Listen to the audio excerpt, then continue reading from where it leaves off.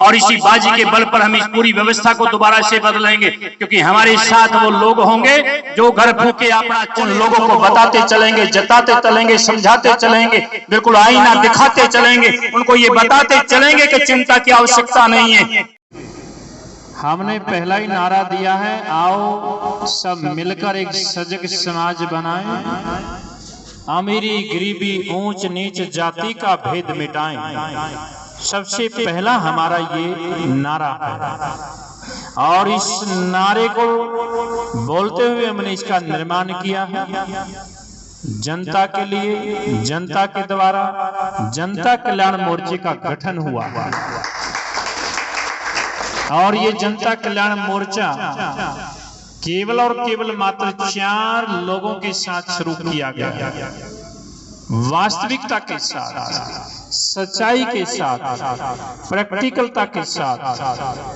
हम कोई बनी बनाई बात में विश्वास नहीं करते, हम जोड़ने जाड़ने में कोई विश्वास नहीं करते।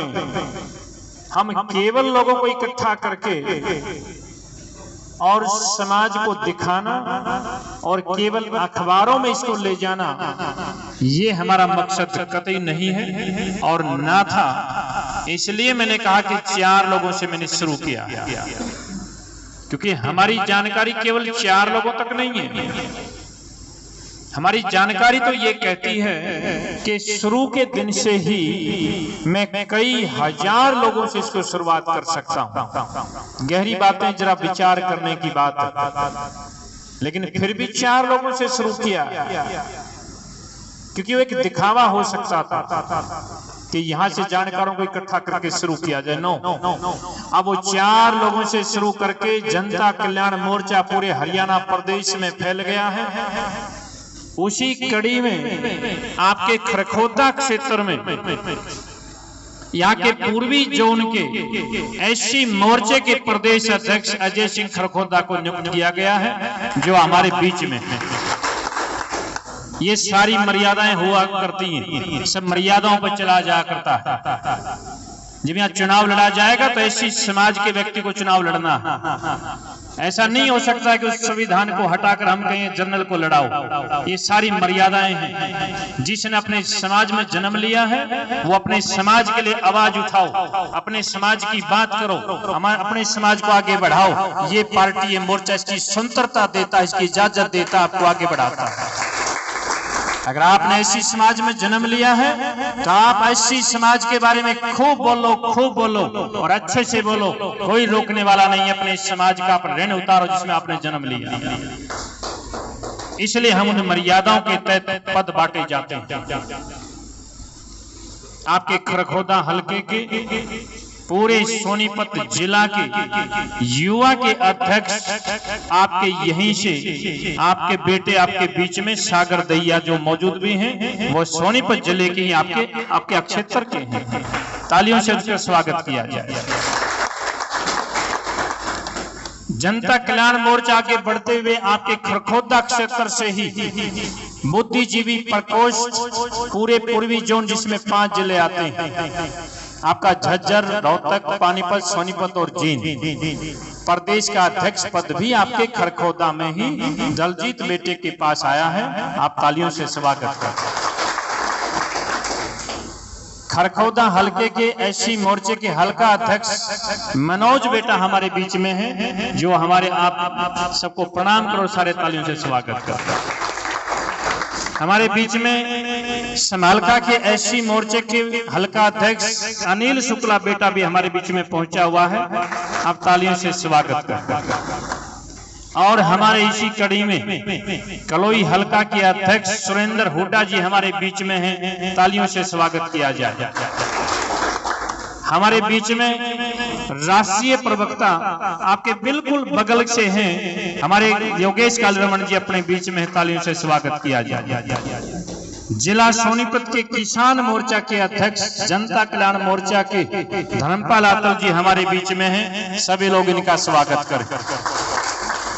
जिला के अध्यक्ष समुंदर सिंह ढाका जी जो चौटाला पार्टी के बहुत नजदीक उनके रहे हैं, जो इसको संभाल रहे हैं और मौजूदा सरकार में प्रदेश के उपाध्यक्ष पद को तिजांजलि देकर केवल इसलिए कि जनता के कार्य नहीं हो रहे हैं, तो फिर ऐसी सत्ता में बैठने का लाभ भी क्या है।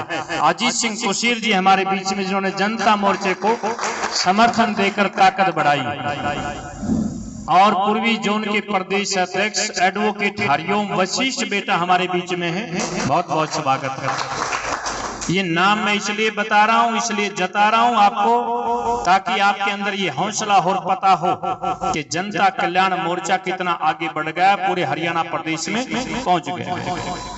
अब अगली बात ये आती है कि हमने जो कार्य किया,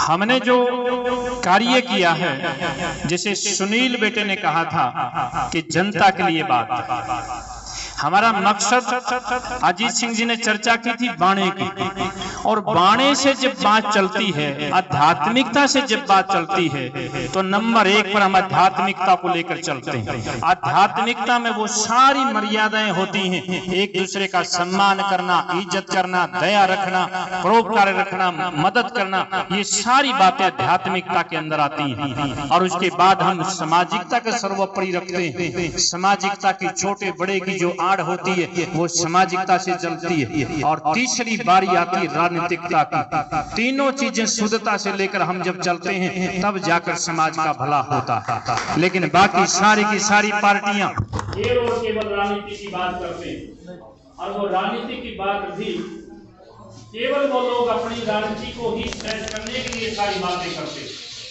इसलिए बहुत गहरी बात होती है, बहुत विचारणीय बात होती है। हमें इस बात के ऊपर ध्यान देना होगा। पार्टी तो पहले बहुत सारी, हम अपनी पार्टी का विचार लेकर आए। हम कोई बीच की बात नहीं करना चाहते हैं, हम कोई समझौते की बात नहीं करना चाहते, हम डरना भी नहीं चाहते, क्योंकि हैं इतिहास में चलते हैं। कबीर साहिब जी को लेकर चलता हूं, इसलिए कभी भी ना अटकूंगा, ना डरूंगा, ना रुकूंगा, ना कभी झुकूंगा। पूरी की पूरी दुनिया में केवल एक शख्सियत ऐसी हुई है जो ना कभी जाति पर बोलकर रुके, ना प्रदेश पर, ना देश पर, ना धर्म पर बोलकर रुके। कबीर साहब सर्व प्राणी के लिए बोले। इसलिए कबीर साहब इस बात को कहते हैं कि आप आगे बढ़िए। जब वो चले तो क्या वो फौज लेकर चले? वो अकेले ही चले थे। रविदास जी जब निकले तो अकेले ही निकले थे, नानक साहब निकले तो अकेले निकले थे, और महात्मा बुद्ध निकले तो अकेले ही तो निकले थे, और बाबा साहब अम्बेडकर भी जब निकले तो अकेले ही निकले थे। इसलिए हम इस बात से बिल्कुल भी डरना नहीं चाहते हैं, और उस बात को आपके बीच में भी लेकर आना चाहते हैं, और इस बात को बता रहे हैं कि ये सारी की सारी पार्टी के लोग सारे के सारे अलग हैं। वो हमसे अलग हैं, उनका लेवल अलग है, उन लोगों की बैठक अलग है, बातचीत करना अलग है। वो बड़े शहरों में बैठकर आपस में शाम को एक दूसरे की बात करते हैं, और सरकार को हम लोग बनाते हैं। लेकिन इस सारी पार्टी जब सरकार बनती है वो किसके लिए कार्य करते हैं, इसके ऊपर आपको विचार करना होगा। जब जिस पार्टी की सरकार आने वाली होती है उससे पहले उनके टाइप हो जाया करते हैं, उन सारे के एग्रीमेंट हो जाया करते हैं, और उनके पास कंपनियां चली जाया करती हैं। जिस भी पार्टी की सरकार आने वाली हो, ऐसा जिसको लगता हो, उनके पास चले जाया करते हैं और जाकर कहते हैं कि आपकी सरकार आने वाली है, हमारी कंपनी को आपके प्रदेश के टोल के टेंडर दे दिए जाएं तो हम आपके लिए इतना निकालेंगे, और वो पहले से तय कर लेते हैं। उनके पास कई उद्योगपति चले जाया करते हैं कि आपकी सरकार आने वाली है और हमें आपके प्रदेश की रोड बनाने का टेंडर दे दिया जाए तो हम आपके लिए इतना अच्छा निकालें। इसलिए जब सरकार चंडीगढ़ में बनती है, वो किसी भी पार्टी की बनती हो, हम व्यक्तिगत छींटाकशी करने के लिए नहीं आए, हम बुराइयां करने के लिए नहीं आए, हम किसी भी पार्टी की और किसी भी नेता की टांग खींचने के लिए नहीं आए।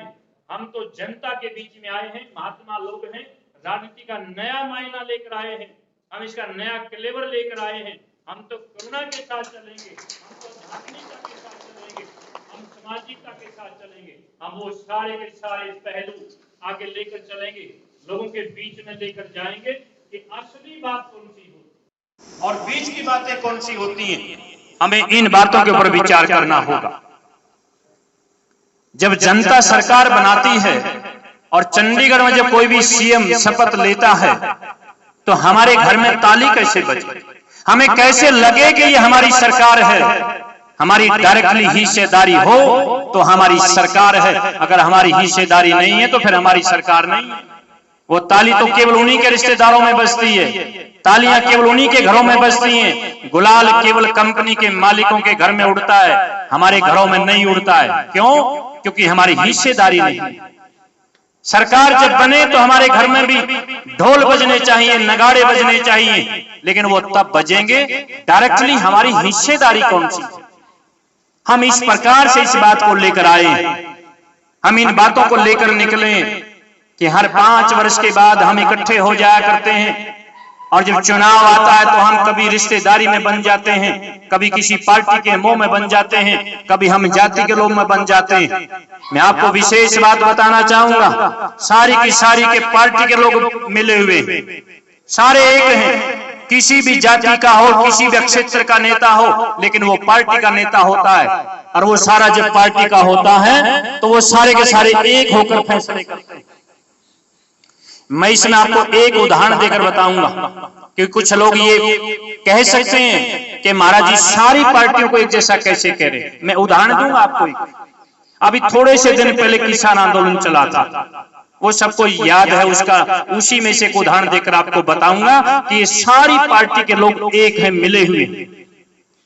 जब कांग्रेस पार्टी सत्ता में थी, किसी भी जाति का नेता था, किसी भी क्षेत्र का नेता था और किसी भी प्रदेश का नेता था, लेकिन वो कांग्रेस का नेता था और वो सत्ता में बैठा था। ये सत्य बात थी। और जब कांग्रेसी लोग सत्ता में बैठे थे तो भारतीय जनता पार्टी के लोग अर्धनग्न होकर कमीज निकालकर और धूप में सड़कों पर खड़े होकर प्रदर्शन किया करते थे और किसानों के लिए कुछ मांग करते थे। इनको एमएसपी दो या और अन्य तरह तरह की सुविधाएं मांगते थे, कांग्रेसी लोगों से मांगते थे। और उस कांग्रेस में सारे लोग नेता शामिल थे, किसी भी जाति का नेता हो, लेकिन वो कांग्रेसी था। ध्यान करना इस बात, चाहे वो एससी समाज से हो, ब्राह्मण समाज से हो या कोई जाट समाज से हो, लेकिन वो कांग्रेसी था।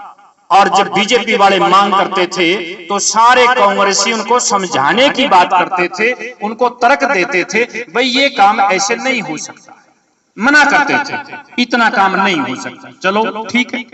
उसके बाद फिर समय बदला, वो सारे कांग्रेसी लोग तो बाहर आ गए, सत्ता से बेदखल हो गए, और जो बीजेपी के लोग थे वो सारे के सारे सत्ता में चले। अब पार्टियों में सारी बरादरी के लोग हैं, सारे क्षेत्रों के लोग हैं, इसलिए मुझे बार बार ये जाति का बरादरी का नाम लेना पड़ रहा है, क्षेत्र का नाम लेना पड़ रहा है, क्योंकि लोग इनको बांटते हैं आपस में, पार्टियां बांट देती हैं। कोई आगे क्षेत्र की बात करता है, कोई चौधर की बात करता है, कोई जाति की बात करता है, लेकिन उनसे पूछना कि तेरी कोई भी जाति हो लेकिन तू भी कांग्रेस के अंदर था और तुम मना करते थे, और जब बीजेपी के लोग सत्ता में गए तो कमाल ये हो गया, वही कांग्रेसी लोग जिन मुद्दों को मना करते थे, बाहर आते वही बातें वो कांग्रेसी करने लग गए और वही मांग बीजेपी वालों से करने लग गए कि भाई किसानों के लिए एमएसपी दो, किसानों को ये सारी सुविधाएं दो, और वही सुविधाएं जो पहले कभी बीजेपी वाले उनसे मांगते थे और ये लोग मना करते थे। और उससे भी बड़ा और तो कमाल ये हो गया, ताजुब की बात ये है, वही बीजेपी वाले लोग जो जब बाहर थे मांगते थे, अंदर बैठकर वो भी वही भाषा बोलने लग गए, सेम जैसे कांग्रेस के लोग मना करते थे ऐसे बीजेपी वाले भी मना करने लगे। अब इस बात से ये साबित होता है, जब ये सत्ता में होते हैं तब एक भाषा बोलते हैं, और जब सत्ता से बाहर होते हैं तब ये एक भाषा बोलते हैं, केवल हमें बहकाने के लिए बात करते हैं। हमने जनता कल्याण मोर्चा बनाया है इनका बेनकाब करने के लिए, और जनता की भागीदारी होनी चाहिए उसके लिए। जब सरकार हम बनाते हैं, कुर्सी हम दिलाते हैं, सीएम हम बनाते हैं और चंडीगढ़ में हम बिठाते हैं, तो हमारे जनता के लिए कौन सी साझेदारी आप करना चाहते हो, ये तो स्पष्ट होना चाहिए, बिल्कुल सीधा होना चाहिए। लेकिन ऐसा नहीं होता, ये लोग साझेदारी उनकी करते हैं, हमारी नहीं करते हैं। हमने वोट देकर बिठाया तो हमारी साझेदारी होनी चाहिए। हाँ, एक काम हमारे लिए जरूर करते हैं, सत्ता में कोई भी हो, हम किसी को भी वोट देकर भेज दें, लेकिन जनता के ऊपर नए नए टैक्स लगाने की बात जरूर करते हैं। कैसे भी लगाना पड़े, घुमा फिरा कर टैक्स लगाते हैं और नई नई योजना बनाते हैं लोगों से कैसे पैसा छीना जाए। अब प्रत्येक गांव के अंदर प्रत्येक खंभे के ऊपर प्रत्येक घर का मीटर बाहर लटका दिया गया है। सबके घरों के बाहर मीटर लटका है और उस मीटर के अंदर एक लाल लाइट जलती है, जो लाइट में तो चलती ही चलती है, वो धूप में भी खूब चलती है और पहले से 30 गुना ज्यादा बिल आता है। पहले से जो सामान्य मीटर हुआ करते थे उससे 30 गुना ज्यादा मीटर चलता है और बिल आता है। जबकि हमने उस बिजली के बिल के भय में सारे काम करने बंद कर दिए। जब गांव देहात में हरियाणा में बिजली आई थी तो लगा था कि अब गलियों में कभी अंधेरा नहीं होगा, क्योंकि अब बिजली आ गई है। लेकिन अब समय बदल गया है, सरकार की गलत नीतियों से सबने अपने बल्ब बंद कर दिए गलियों के अंदर। क्यों? क्योंकि बिल का भय बढ़ गया है। ऐसे ऐसे षड्यंत्र लगाए हैं, तेज चलने वाले मीटर लगाए हैं, इस जनता से पैसा कैसे वसूला जाए। हम फ्री की कोई बात नहीं करना चाहते हैं, लेकिन इस बात का हमें ऐतराज है कि सामान्य मीटर को बंद करके किसी विदेशी कंपनी के माध्यम से ऐसे यंत्र लगा दिए हैं जो ज्यादा से ज्यादा तेज चल के और हमसे वो पैसा वसूला जाए। इसके भय में सारे लोग सकते में हैं। घर के अंदर जब हम काम करते हैं तो कमरे के अंदर बल्ब बंद कर दिया जाता है, जैसे काम होता है। अगर ज्यादा तेज बल्ब जलता रह जाए तो घर के बड़े बुजुर्ग उसको टोकते हैं, उसको कहते हैं कि बल्ब को बंद कर दो, नहीं तो बिल ज्यादा आएगा। ऐसी बातों से निपटने के लिए मोर्चा गठन हुआ है। और जब सरकार बने जनता कल्याण मोर्चा की चंडीगढ़ में, तो हमारे घरों में ताली तो तब बजेगी जब हम इस बात का पहले से ऐलान करते जाएंगे कि जनता कल्याण मोर्चा की सरकार बने तो ये सारे के सारे मीटर उतार दिए जाएं, तोड़ दिए जाएं और पुराने मीटर दोबारा से लगा दिए जाएं जिनसे सामान्य बिल आए। लोग निर्भय होकर अपना काम करेंगे। और जब ये मीटर उतरेंगे, इन लोगों ने एक काम और भी किया है। अब आगे ये चाहते हैं कि जैसे मोबाइल का रिचार्ज होता है, मोबाइल के अंदर पैसे होते हैं तब वो चलता है, बंद हो जाए तो बंद हो जाता है। अब नई योजना सरकार की है कि सबके मीटरों के अंदर रिचार्ज होना चाहिए।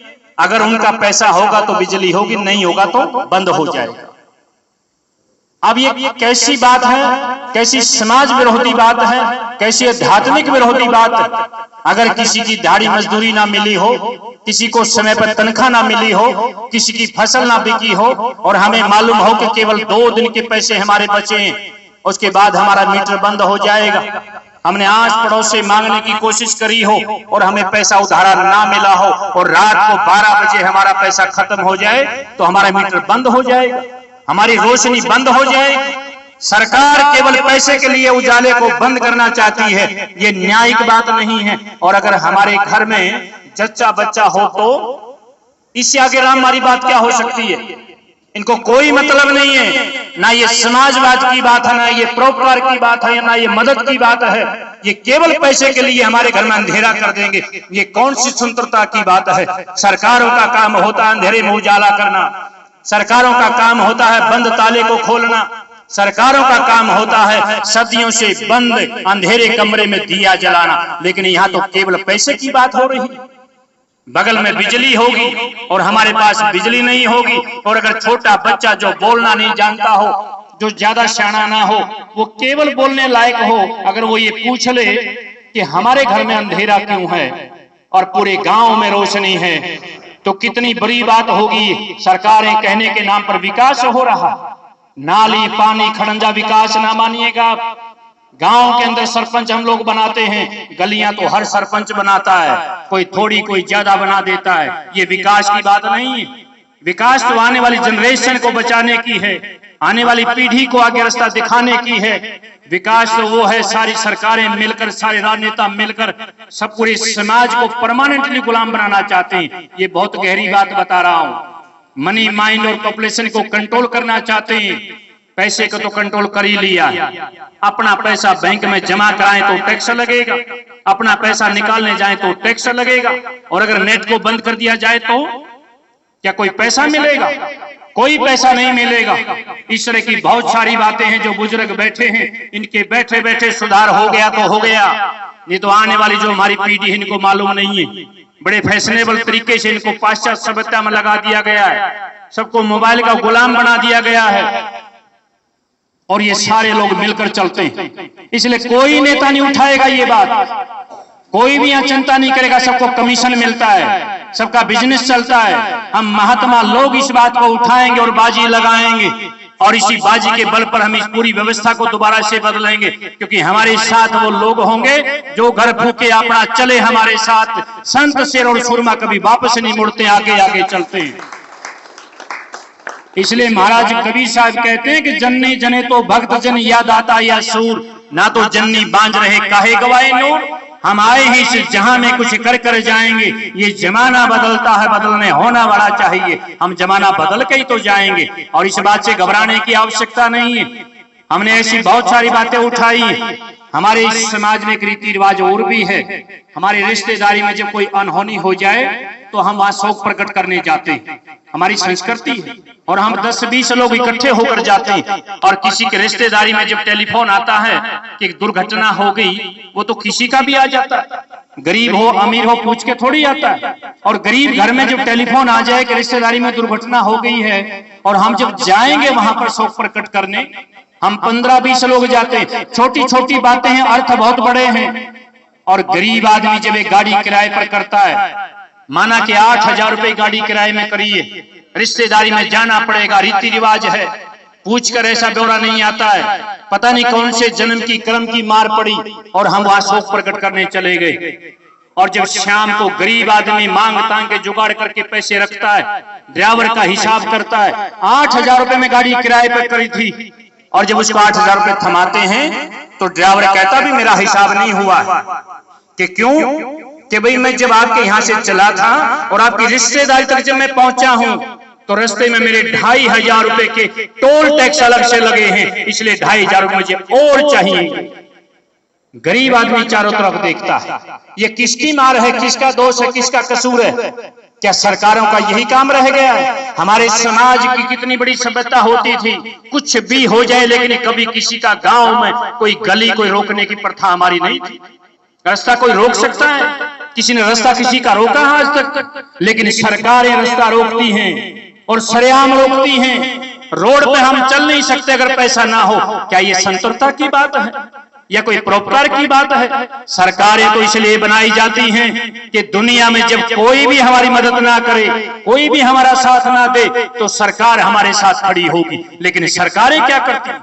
सरेआम रोड को रोकती हैं, दरवाजे लगाती हैं, बैरिकेड लगाते हैं, और कोई पैसा अगर ना दे तो 20-20, 30-30, 50-50 लोग खड़े करते हैं, बेइज्जती करने के लिए खड़े करते हैं। जितने लोग यहाँ मौजूद हैं, हमारे में से किसी का रिश्तेदार मेले बना हो तो भी बेइज्जती हमारी फिर भी होती है, रोड पर उसको भी रोका जाता है। आपकी अपनी चहेती पार्टी बनी हो तो भी आपको रोका जाता है। बेटी साथ में हो, बहन साथ में हो, माँ साथ में हो, पिताजी साथ में हो, कोई भी साथ में हो, लेकिन वो बेइज्जती करने के लिए मोल लोग रखे गए। ये बहुत गहरी बात है।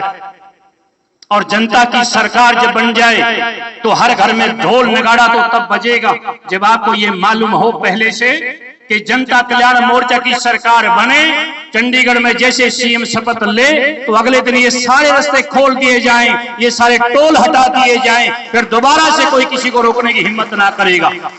तभी तो घरों में तालियां बजेंगी। हमारे हिस्से में कुछ तो आना चाहिए, कुछ तो मालूम होना चाहिए कि सरकार आज बनी तो कल से मेरा हिस्सा क्या होगा। आपको मालूम होगा कि मीटर नहीं होगा, ये रोड पर टैक्स नहीं होगा।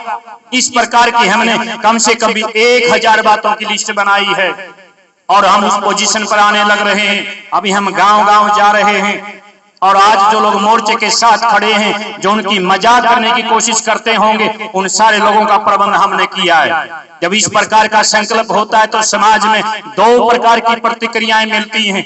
हमने संकल्प छोटा नहीं लिया है, हमने केवल संगठन बनाने की बात नहीं करी है, हमने केवल पार्टी चलाने की बात नहीं करी है, हमने संकल्प 2024 में सरकार बनाने का संकल्प है। ये छोटी बात नहीं है और हम इस बात से भली भांति परिचित हैं। आज की दुनिया के परिवेश में एक नई पार्टी बनाना और फिर उसको चलाना, फिर सरकार बनाना, चुनाव लड़ाकर, ये छोटी बात नहीं है। हम इस बात से भली भांति परिचित हैं, हम इस बात से जानकार हैं। हम उम्हाए में नहीं, हम बहकावे में नहीं, हम दिखावे में भी नहीं।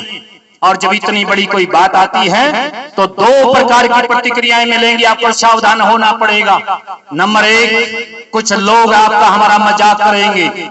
सबसे पहली प्रतिक्रिया मिल सकती है, विरोधी लोग है वो मजाक करेगा, और मजाक से जो डर गया उसे कमजोर व्यक्ति नहीं हुआ करता है। इसलिए मजाक से जब हम नहीं डरेंगे तो विरोधी लोग आपकी आलोचना कर सकते हैं, आपकी बुराइयां कर सकते हैं। इसलिए विरोधी लोगों की कोई परवाह नहीं करनी है। और दूसरी प्रतिक्रिया जो हमारे अपने लोग हैं, शुभचिंतक लोग हैं, समर्थक लोग हैं, जो इस बात की चिंता करेंगे कि महाराज जी ने बहुत बड़ी बात उठाई है, समाज की बात उठाई है, अच्छाई की बात, सच्चाई की बात, नेक इरादे की बात है, समाज की बात है, वो लोग ये चिंता करेंगे कि ये बहुत बड़ी बात है, ये बेड़ा पार कैसे होगा। उन लोगों को बताते चलेंगे, जताते चलेंगे, समझाते चलेंगे, बिल्कुल आईना दिखाते चलेंगे, उनको ये बताते चलेंगे कि चिंता की आवश्यकता नहीं है। पूरे के पूरे हरियाणा प्रदेश में आपकी ताकत बढ़ चुकी है, और आने वाले समय में आप अपने लक्ष्य को प्राप्त करने वाले हैं। इन सारी बातों का भय मिटाने के लिए आपको ये अवगत कराने आ रहा हूं मैं कि आने वाले केवल 2-2.5 महीने के बाद हरियाणा प्रदेश में इतिहास रचा जाएगा। आज तक किसी ने इतनी बड़ी रैली नहीं करी होगी। ये चमत्कार होगा, असंभव को संभव में किया जाएगा।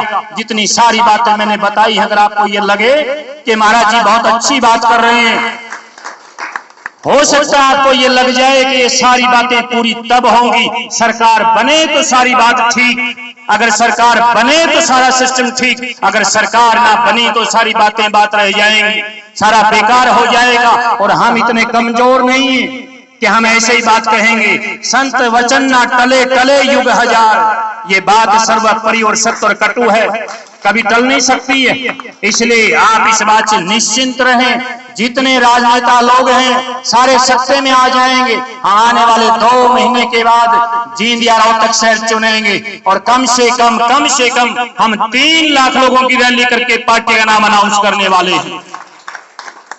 और जब 3 लाख लोगों की रैली हो जाएगी, ये सारे लोग छोटे हो जाएंगे। जो लोग आज आपका मजाक करने की सोच रहे होंगे, वो सारे के सारे अचंभित हो जाएंगे। अगले दिन आपको आकर बधाइयां देने का काम करेंगे, आपको स्वयं कहेंगे कि भाई हमें मालूम नहीं था आपकी इतनी बड़ी पार्टी हो गई। और जब बड़ी पार्टी हो जाएगी, बड़ी स्टेज मिल जाएगी, हम उस स्टेज से, आप इस बात का यकीन मानना, हरियाणा प्रदेश के किसी भी राजनेता के मुंह में हम कोई जवाब नहीं छोड़ेंगे, उनके पास कोई जवाब नहीं होगा, उनका सारा मुंह बंद हो जाएगा। क्यों? क्योंकि आपने प्रत्येक पार्टी के तमाम नेताओं को कई बार चुनाव जिताकर भेजा है। किसी को एमपी, किसी को एमएलए, किसी को मंत्री, किसी को मुख्यमंत्री आपने बार बार बनाया है। हम जब उस स्टेज पर आ जाएंगे, हम ललकार कर पूछेंगे, आंख में आंख डालकर पूछेंगे, बार बार पूछेंगे, हर मुद्दे पर पूछेंगे, बाय नेम पूछेंगे, लेकिन किसी के पास कोई जवाब नहीं होगा। और जब उनके पास जवाब नहीं होगा तो हरियाणा प्रदेश का जन समर्थन हमारे साथ होगा, जन सैलाब हमारे साथ होगा। हम हरियाणा